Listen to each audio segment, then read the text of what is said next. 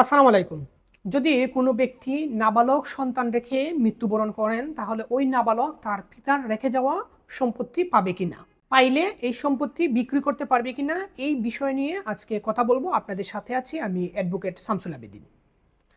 দেখেন, কোনো ব্যক্তি মৃত্যুবরণ করার পরে তার সম্পত্তি বন্টন হয় আমাদের মুসলিম আইনের বিধান অনুসারে। যদি কোনো মুসলিম ব্যক্তি মৃত্যুবরণ করে, তাহলে মুসলিম আইনের বিধান অনুসারে ওই ব্যক্তির সম্পত্তি তার উত্তরাধিকারীগণের মধ্যে বন্টন করা হয়। এখন কোনো ব্যক্তি যদি নাবালক সন্তান রেখে যায়, তাহলে ওই নাবালকও তার উত্তরাধিকারী হবে।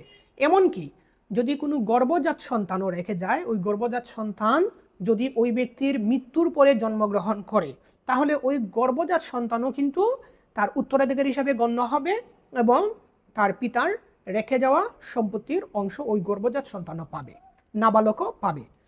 এখন প্রশ্ন হচ্ছে, ওই নাবালক তার সম্পত্তি বিক্রি করতে পারবে কি না। দেখেন, নাবালক থাকা অবস্থায় তার কোনো সম্পত্তি বিক্রি করতে পারবে না। তবে তার পক্ষে তার মা আদালতের অনুমতি সাপেক্ষে বিক্রি করতে পারেন।